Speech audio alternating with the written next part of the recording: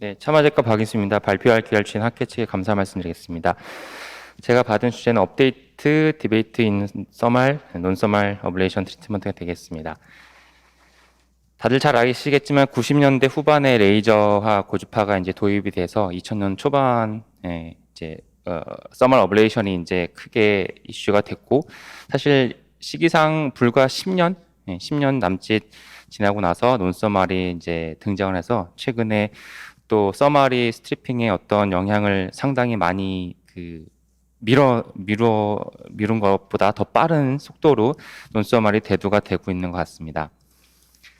그래서 그 써말과 논써말이 이제 여러 가지 연구들이 있고, 앞에서도 이제 안장현 교수님께서 언급이 됐지만 비교를 했던 어떤 최근의 문헌들을 좀 뽑아서 발표를 준비했습니다.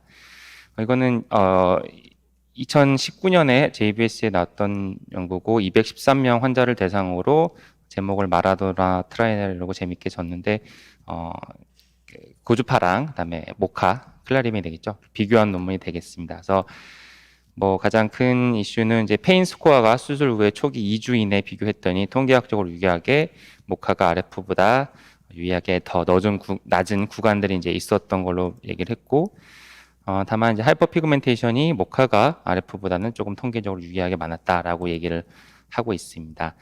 다만 이제 클로저 레이트 같은 경우 이제 1년 팔로업에서 봤을 때는 모카가 RF보다 통계적으로 좀 유리하게 조금 못 미쳤던 걸로 얘기를 하고 있습니다. 그다음에 요거는 이제 마찬가지로 레이저랑 모카를 비교한 거고, 라마트라이라고 해서 2021년에 발표가 됐던 연구인데요. 150명 환자를 이제 랜더마이즈를 했고, 1년째 팔로우업을 했더니 사실 클로저 레이트 조금 더 차이가 많이 났는데, 레이저는 91%로 보고를 했고 모카 같은 경우 77%로 보고를 했습니다. 그래서 1년째 팔로우업에서 클로즈 레이트이 모카보다 레이저보다 좀 떨어지는 것으로 발표를 했습니다. 다만 페인 스코어는 앞선 연구랑 비슷하게 모카가 레이저보다 초기에 더 좋았던 것으로 얘기를 하고 있습니다. 2019년에 발표가 됐던 거고, 모카랑 나머지 써말, 레이저랑 RF를 비교했던 1년 이제 팔로업 1년 팔로업 연구인데, 1년째 클로저 레이시 N수가 뭐 많지는 않지만 통계학적으로 유의하게 모카는 82% 보고를 했고, 레이저랑 고주파는 100%로 보고를 했습니다. 그래서 여기서 하는 얘기는 이제 모카가 뭐 여러 가지 초기 얼리 리커버리 면에서 좋은 장점을 보이긴 하지만 1년째 조금 클로저率이 떨어지는 부분이 통계학적으로 확인됐고, 특히 직경이 8mm, 6mm, 8.6mm 넘어가는 구간에서 대부분 이제 그런 이슈가 있었고, 다만 6.5mm 이하에 조금 크지 않았던 경우에서는 뭐 문제는 없었다라고 직경하고의 어떤 연관성을 언급을 하고 있습니다. 그리고 모카 같은 경우에는 다들 잘 아시겠지만 돌리고 쏘고 빼고 하는 걸 동시에 해야 되기 때문에 오퍼레이터 디펜던트한 테크닉이 좀 필요한 것 같다라고 얘기를 하고 있습니다. 2020년에 발표됐던 이제 모카 관련된 얘기인데요. 여기서도 앞에 업문 디스커션하고 비슷한 내용인데, 직경이 커지게 되면 뭐 6mm까지는 뭐 훌륭하게 클로저 레이시에 발표가 됐는데 7mm, 8mm 넘어가면서 급격하게 클로저시 떨어지는 것으로 또 얘기가 비슷한 맥락에서 됐습니다. 그다음에 이제 글루에 대한 연구를 보겠습니다. 네트워크 메타 아날리시스라고 해서 상당히 많은 20개 연구 4,500명 환자를 대상으로 2020년에 발표했던 거고, 랭크 프로바빌리티라고 해서 이제 어떤 그 합병증 어드밴스 이벤트가 생길 수 있는 확률을 순위를 매긴 통계입니다. 그래서 이 연구에서는 이제 글루가 가장 합병증이 생길 가능성이 적었고, 그 다음에 RF, 그다음에 스트리핑, 레이저 순으로 합병증의 어떤 리스크를 글루가 가장 좋은 것으로 보고를 했습니다. 그리고 클로저 레이트이 되겠는데, 클로저 레이트도 확률적으로 랭크 프로바빌리티를 분석했을 때 베나실이 글루가 가장 폐쇄율이 좋을 가능성이 높은 걸로 보고를 했고, 다음이 RF, 그다음에 레이저, 그다음에 서저리, 그다음에 모카를 5번째로 순서를 매겼습니다. 하여튼 뭐 멘토링의 그 스폰서를 받은 연구긴 하고 대규모 연구긴 한데, 아무튼 글루에 좀 좋은 부분을 많이 언급한 연구 같습니다. 2020년에 발표됐던 거고, 리뷰 아티클이 되겠습니다. 총 뭐 2,900명 환자를 대상으로 리뷰한 아티클인데, 2년째까지 이제 평균 폐쇄율을 비교를 했는데 뭐 세 가지 간에 크게 차이는 없었습니다. 수치상으로는 글루가 가장 미미한 차이점이 높았던 걸로 보고를 하고 있고, 그다음에 뭐 페인이 가장 적다라는 이제 얼리 리커버리 면에서 좋은 장점을 얘기를 하고 있고, 다만 이제 뭐 플레바이트 소라고 우리가 이제 얘기하는 이런 이물 현상에 대해서 뭐 조금 있긴 하지만 대부분 크게 문제는 되지 않는 것 같다라고 얘기를 하고 있습니다.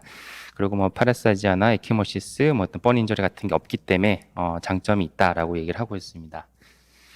독일에서 발표됐던 거고 SCI 연구는 아니긴 하지만 뭐 엄청나게 많은 숫자가 되겠습니다. 2,900명이고 5,300개 베인을 가지고 98개월까지 팔로우를 했는데 평균 클로즈 레이스 96%를 보고를 했습니다. 상당히 좋은 결과를 보고를 했습니다. 다만 뭐 9.3% 정도에서 우리가 이제 앞서도 얘기했지만 뭐 플러라고 하는 하이퍼 센시티비 리액션이 발견됐다라고 얘기를 하고 있습니다.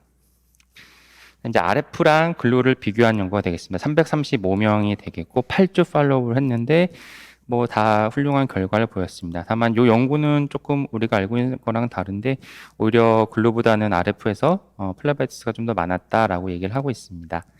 다만 이제 그 펑처 사이트에서 다들 잘 아시겠지만 이제 글루가 혈관 밖으로 조금 묻어 나왔을 경우에 그래놀로마 티슈가 생기거나 나중에 인플라메이션, 압세스가 생겼던 케이스를 보고를 하고 있습니다.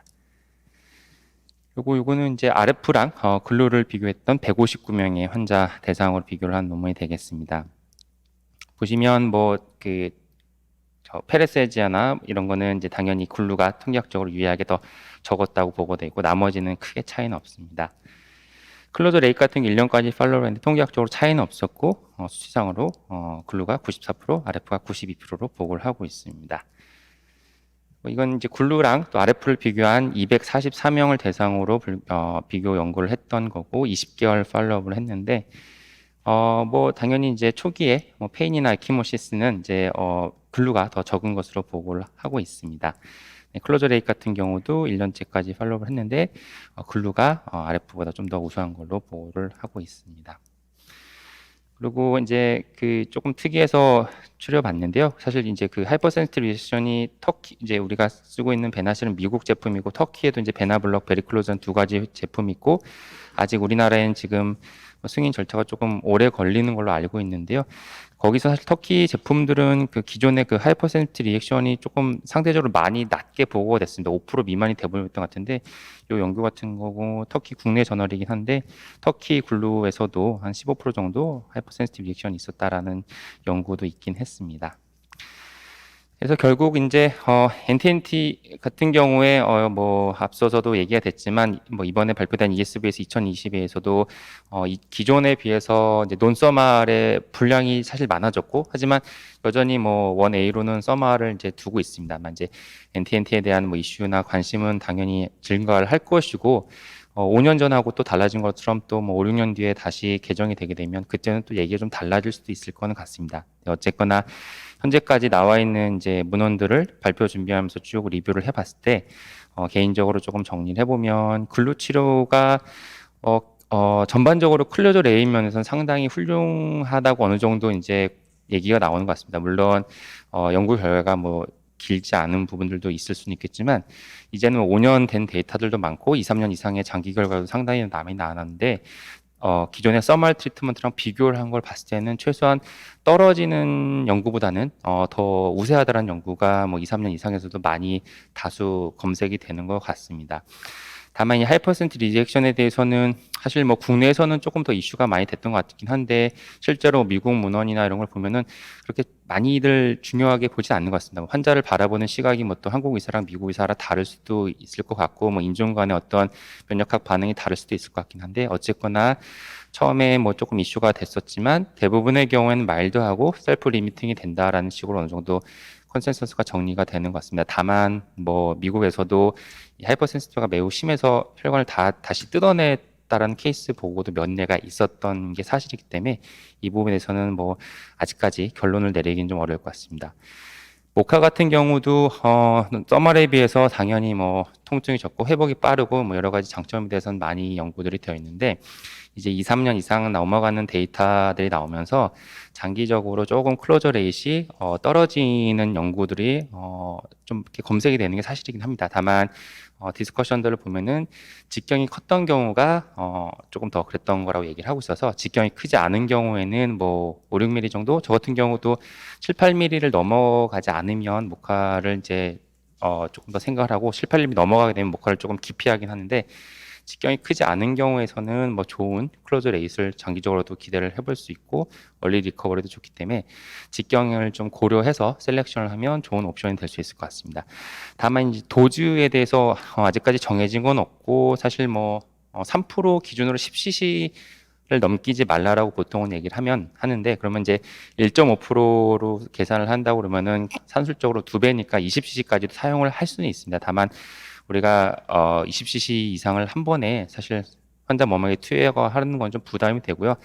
저 같은 경우도 10cc를 넘기지 않으려고 상당히 애를 쓰고 있지만 경험상 10cc에서 15cc 사이를 바이라테럴 치료하다 보면 어쩔 수 없이 들어가는 경우가 있는데 그동안 클라리비 경험상 뭐 10cc, 15cc까지는 크게 1.5% 사용했을 때는 별 문제는 없는 것 같습니다. 그다음에 뭐 외국에 조금 일찍 시향했던 익스퍼트들하고도 개인적으로 의견을 물어봐도 뭐 15cc까지는 문제는 없는 것 같다라는 얘기들을 하는 걸 봐서는 도저에 대해서 아직 결정된 건 없지만 대략 뭐 10cc에서 15cc 정도까지는 우리가 크게 문제가 없지 않을까라고 조심스럽게 말씀을 드립니다. 결국 써말하고 논써말을 일단 비교를 해보면 물론 뭐 조금 더 연구를 봐야 될 것 같고 앞으로 개정될 뭐 가이드라인에서 또 다른 얘기가 나올 수도 있겠지만 어쨌거나 포스트 프로시저럴 뭐 페인과 리커버리 속도의 면에서는 논써말이 써말보다는 장점을 가지고 있는 거는 뭐 부인할 수는 없을 것 같습니다. 그리고 뭐 얼리 클로저 레이스에서는 뭐 차이가 없고 다들 좋은 것 같고요. 다만 조금 팔로우업이 길어지게 되면은 모카가 조금 불리한 부분이 있는 연구들이 있는 것 같고 다만 직경이 크지 않다면은 어느 정도 모카도 좋은 결과를 장기로 기대할 수 있을 것 같습니다. 결국은 앞서 이제 안상 교수님께서 레이저를 얘기하셨는데 사실 이제 뭐 유럽의 기준일 것 같습니다. 또 유럽이랑 우리나라 수가가 다르니까 근데 결국은 다 좋은데 우리가 의사로서 환자한테 좋은 치료를 권하는 것도 중요하지만 적정한 가격의 시술을 권하는 것도 중요한 것 같습니다. 다만 코스트 이펙티브는 아직까지 애매한 것 같고요. 다만 말씀드리고 싶은 거는 우리가 임상에서 C제로 C1 환자한테 뭐 DVT나 얼서가 생길 수 있으니까 빨리 당장 치료해야 된다면서 8, 900만 원짜리 뭐 글루 치료를 권유하는 이런 일들은 우리가 좀 안 해야 되지 않을까. 뭐 우리 모두가 너나 할 것 없이 다 잘해야 되지 않을까 조심스럽게 말씀을 드리겠습니다. 그다음에 그동안 시행했던 케이스인데 앞서도 말씀드렸지만 뭐 그동안 총 시행했던 비율에 비해서 최근 올해 스트리핑의 입시는 저도 계속 줄어드는 것 같습니다. 레이저랑 고주파가 합친 게 절반이 넘고 스트리핑은 과거보다 계속 줄어들고 있는데 이게 전 세계적인 추세가 아닐까라고 저도 생각을 합니다. 네, 이상입니다. 감사합니다.